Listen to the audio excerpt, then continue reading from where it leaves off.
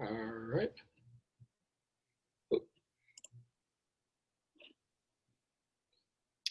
I think, yeah, we're ready to go. So, I'm here today with Luke Winstel, and first and foremost, welcome back to the Up in the Air podcast. This is a podcast about sports, music, and everything in between. So, basically, over the last or this season, I've started doing seasons as a way to have a more um, direction, like a little bit more direction with it. So previously we had um, a few of my friends who have their own podcasts, and they showcased about um, the way that they've been able to get their podcast off the ground and keep it moving. And their podcast was showcasing music. And then so I decided to just have Luke on because I really do like Luke's content, and he has a very large reach. And without further ado, just tell us a little bit about yourself. Well, thank you, Ben. First off, I'm delighted to be on this show. For me, I started out in high school. My school had a broadcast program, so I became a commentator and started working into sports media in that way. Eventually, after my freshman year of high school, I got into podcasting with my cousin, and then we had a show. That show ended, and then I created my own, which is what we'll be talking about today. But for me, that's been my introduction to sports media. I've interned with the Atlanta Hawks video production team, with CNN, the WNBA, and also the cheerleading cheer sport national championships. But for me, in terms of getting started, that was my beginning in sports media. For me personally, I enjoy music, playing guitar. So the entertainment world is something I really spend a lot of time in.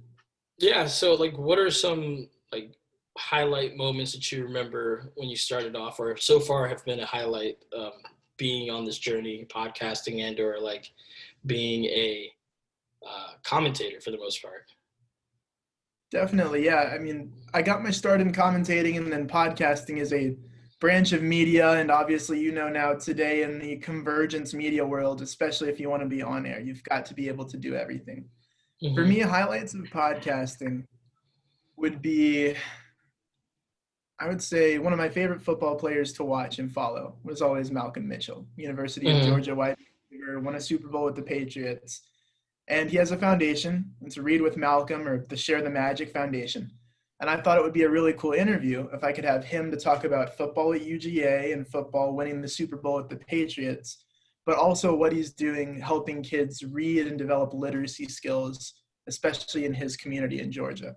And the biggest highlight for me, I think, was getting an email back from his PR rep that they would do the interview, and they would do half of it on the foundation, half of it on sports. And I got exactly what I wanted. So that was episode 63 for me. One of my favorite, probably as of now, my most well-known guests that I've had. So Mm-hmm. getting that email back, and it was after a month or two of no response. So I didn't expect anything. But that was probably the best moment, the happiest I've been podcasting. Now, you mentioned that you started off with your cousin, and of course, like it ran its course, and you ended up finding what you have today. What are like? Did you feel like it was going to be a large undertaking trying to do this without any like a B mic or any other help or anything like that? Yeah, well, when I started with my cousin, we split 50-50. And to me, that felt very manageable. So we would co-host the show, really not quite 50-50. He would take on a lot more of the weight. I would try to aim for the promotion and social media. That was played more to my strength. And his strength was trying to edit the shows and get the shows out to make it sound like a on-demand radio show in that type of format. Because back then it was right before the podcasting boom. It was when Mm-hmm. podcasts were something some people did, but it wasn't mainstream like it can be today. A lot of because there wasn't the money behind it that there is now. So when we started, we had it split. And then after that show, he went on to pursue athletics and he wasn't able to continue. So I made my own show, and I didn't expect it to be as much as it was, but for me, the benefit was higher. Releasing content, the feeling of it, having full creative freedom on my own, having my own show named after myself, the Luke Winstel Show. Mm-hmm. That was something that to me, even though it is a ton of work and I haven't monetized the show, I've chosen not to do that. It's something that I really enjoy, and it's a big hobby. And also something that I can turn to during quarantine when I'm not able to go on my other jobs or sports media duties. Yeah, and so with that, like you said, it's a large undertaking. As somebody like, I guess in the similar thing of being able to have your own show where you're predominantly like the one who's doing all the work, like um, what would be some encouragement for people who are aspiring, like who are feeling that they have to have a co-host in order to have an actual podcast? Like, what would be some advice you would give them before, if it's something they're trying to look into? Definitely. I'm still at the point where if I found a co-host that I really thought I clicked with, I would add them. So I'm not dead set on 100% being a solo act. Hmm.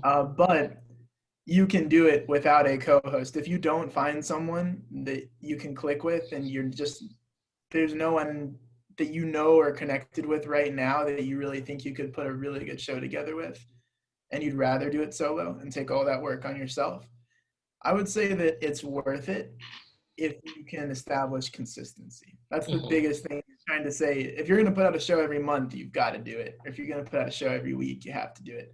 That's my biggest struggle. But words of encouragement would be that the feeling is hard to describe. When you put out a show, it's a really good feeling to know that you did that. You did the intro, the outro, the interview, the prep work, the editing.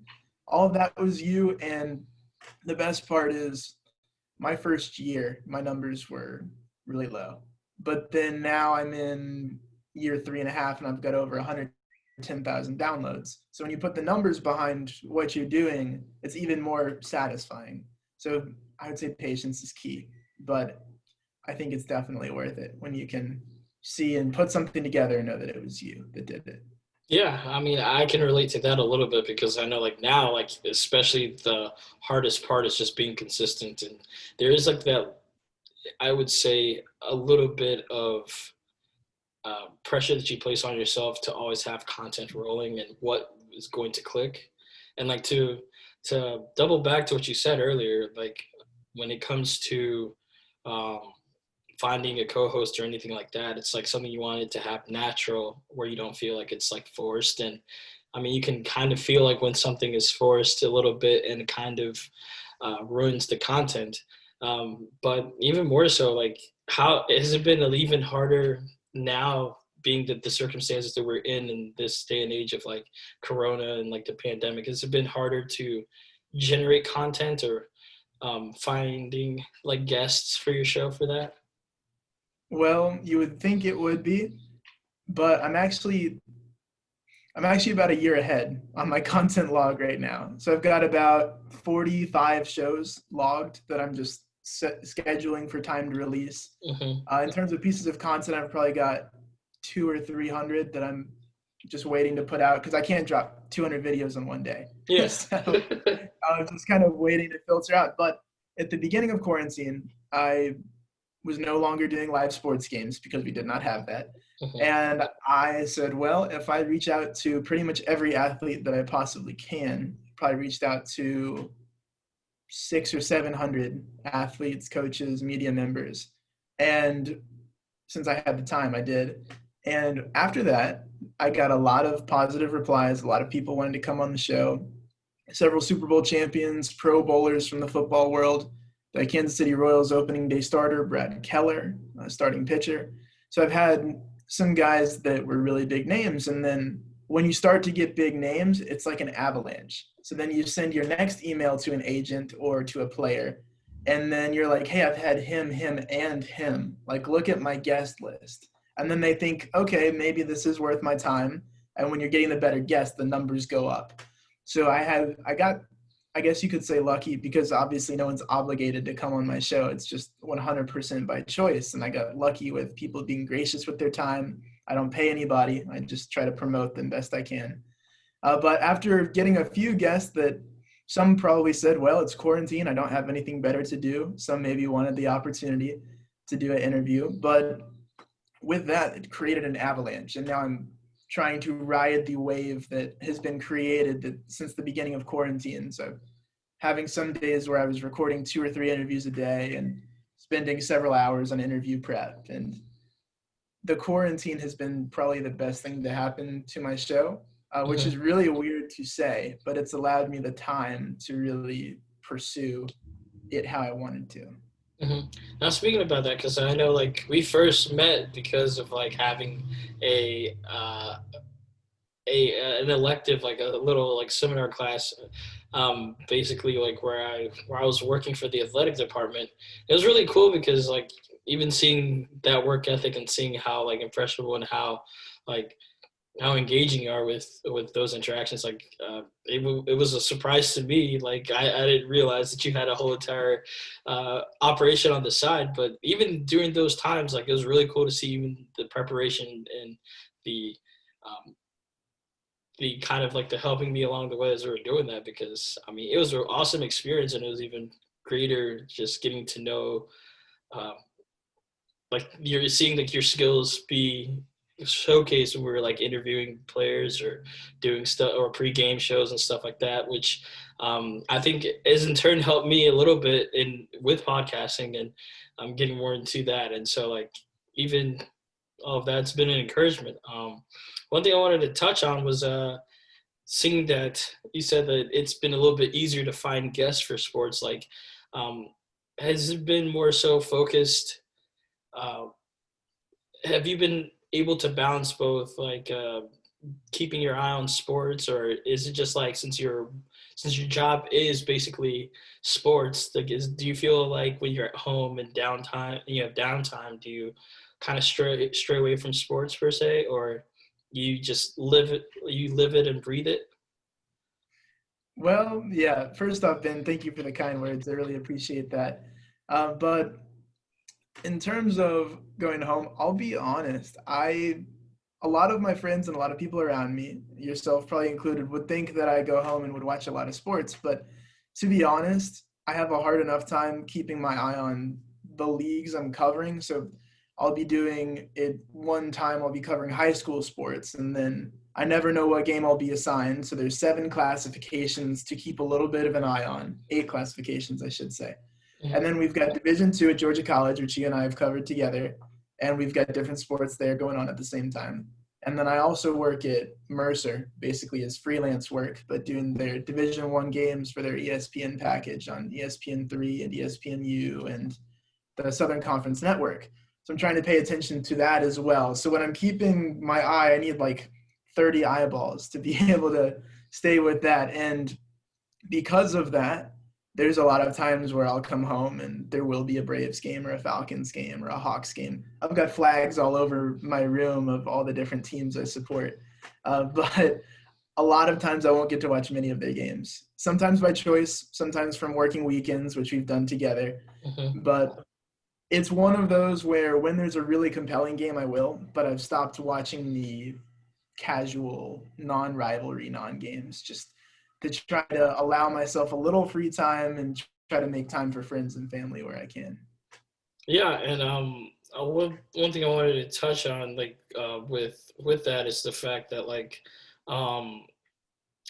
it's just like, how do you see it like moving forward now? Because I know like like fall sports are like a huge thing, and how do you see like the transition being, in your opinion, like with sports in general, like college sports in general, and like the state of that?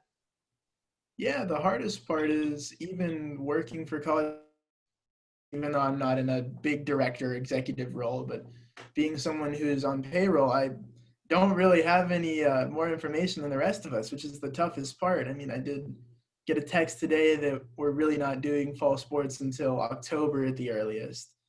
And we've known that for a little bit, but it's confirmed today. So when it does come back, I think broadcasting will be interesting. The NBA, they have the commentators in a booth, but there's glass in between them, which is definitely difficult for the dynamic. I think you can know that from when we were commentating. Imagine if there was a glass box around us when we're doing those types of operations. It hurts the chemistry. So because of that, I think we will see things like that where it's going to be harder on commentators to do some of the intangible things that a lot of people wouldn't think about.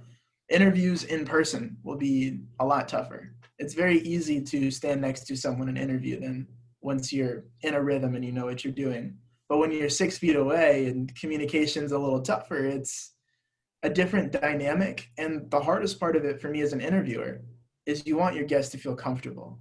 And it's hard to be comfortable if you're standing 6 feet away, someone's holding a microphone out and they've got a camera a few feet away from you. You don't really feel like you're having an interpersonal conversation. So what kind of answers are you going to get? How are you going to do when all of your press conferences are over Zoom? We're still getting good content, but there's little things like that for people that try to really focus and hit hard on certain skills that make them very good at what they do. So it's some challenges that will have to be overcome in different ways, but thankfully nothing major outside of it doesn't look like we'll have fans for a while. And Yeah. hard to commentate a silent game, or it's hard from any sports media perspective or a sports perspective at all to even imagine games without fans and what that's like. And it's not easy at all, but there's technical things that can be done. And I think that until we really get a handle on this, we're going to see some innovation that does end up staying after COVID ends. Some different ways things are structured.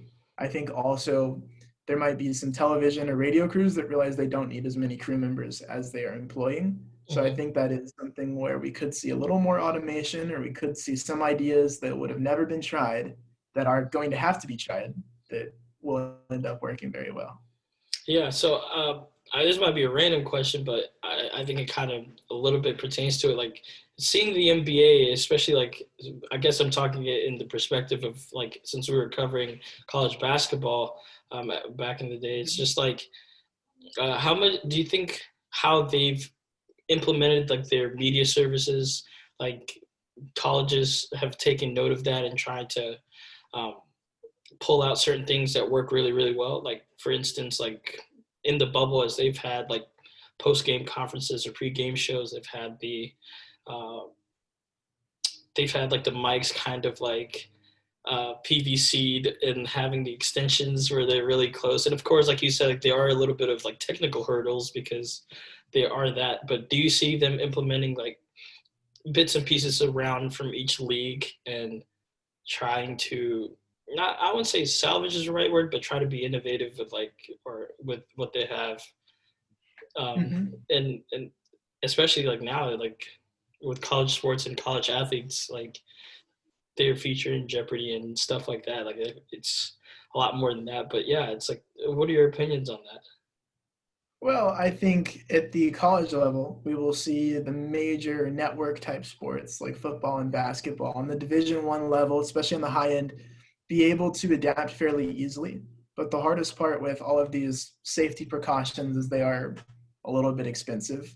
And for a lot of schools, I know even some smaller D1s, the budget is not there to put everyone in a glass box and have all the, everything all safely done. There's things you can do to make it work, but you have to be really creative to get around the money hurdle of it, because you're already having to pay for equipment, and that's already hard enough for a lot of programs. So the additional stuff is going to make things tougher, but this is honestly where we can see who the best directors are, who's the most creative. And the NBA to me has been the role model for the way broadcasting should be done in 2020. They do a very good job. Their new camera angles have been really intriguing to me.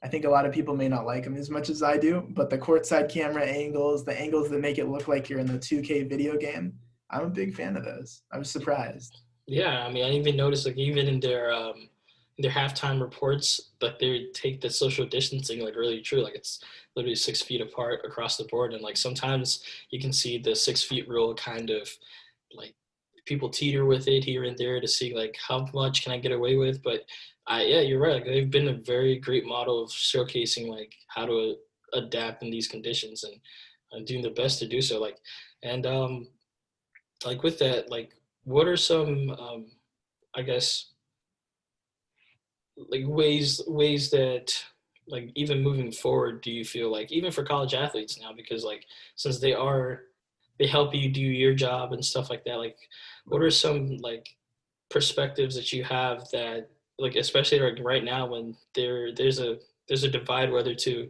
even have college sports right now or not have college sports? Like, how do you feel about that? Of course, professionals, like they're in a different boat, but they're still affected in different ways. But still, like, how do you feel? Um, what are your perspectives on that going forward in the future? Yeah, what is really interesting to me, I mean, obviously the college athletes are not paid, but if they were to be injured on the job, to come down with COVID, there's some bills out there that have been floated where the school would have to pick up the medical bill. And to me, that's very fair for the athlete. Like, you're not getting paid to go to school. You are getting a scholarship, I get it. But some schools are making so much money off of these players, it's not even funny. So when you look at that, I think first off, you give the players an opt-out clause. If they don't want to play, they don't play. And you don't penalize them. But second off, I think if you do have that where the school's picking up the medical bills, what if you've got a Clemson situation where 23 players come down with COVID? You're going to have to pay 23 players medical bills? Like, some schools can afford that, but some schools can't. So when you look at things like that, that's why I see the conferences, like some are saying yes, some are saying no. It is really tough because, yes, they are consenting adults to participate, but at the same time, does the compensation match up with the additional risk? You're already playing a sport. You're already giving a lot of time and effort and obviously a lot of physical strain. But that plus COVID, your risk is a lot higher now than it used to be. So it's tougher in college because you're not getting paid $600,000 or $60 million salary for sure. Mm-hmm. And then, like, I mean, I even think about it like now, especially like there is like this.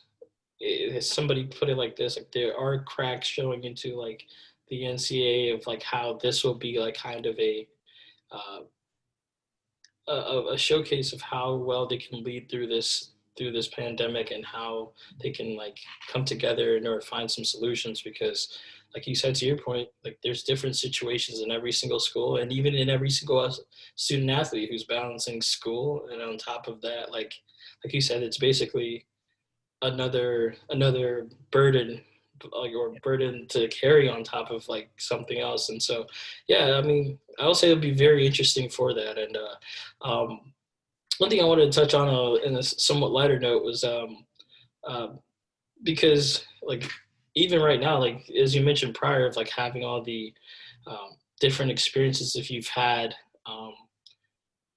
being able to work as a podcaster and then work for like different sports within the ESPN package, like what are some advice you would give somebody who's trying to sees themselves perhaps looking in those roles? Like, what are some advice that you can give them?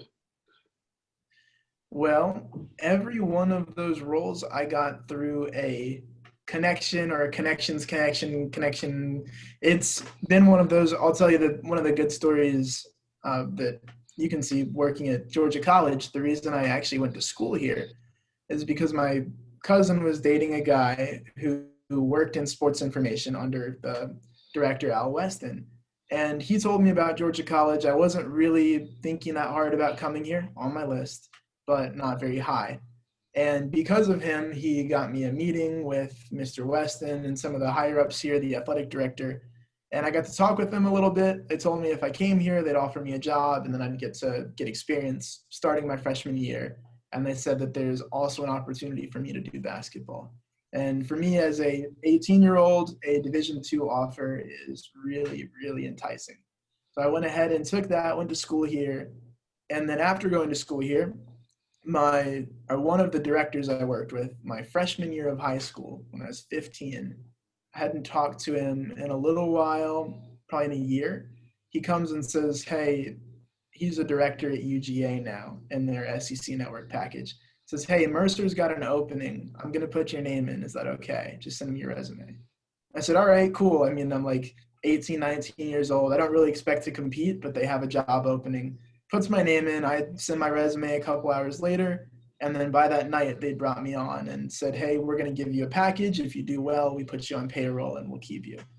And eventually I got on payroll by the second semester of my freshman year of college. And if it weren't for those connections, I probably wouldn't have had those opportunities. Same thing goes for the way I've acquired most of my internships. It's been through all of them have been through 3 people that have been very helpful to me. And I would say the biggest thing you can do is, if you know people that are in the industry you want to go into, first off, make sure that connection's really good, do your best. But then it's kind of like cold calling internet style. I'll have a email or a DM that is about written and structured similarly, and I'll structure it to that person, send it. My freshman year of high school, there's a World Cup commentator, Derek Ray, for soccer. And I sent him didn't even send him a DM. I just tweeted at him on my Twitter account because I was new to Twitter. And he comes back a month later with an email and tells me all of these things I need to know about soccer commentating, gives me all this advice.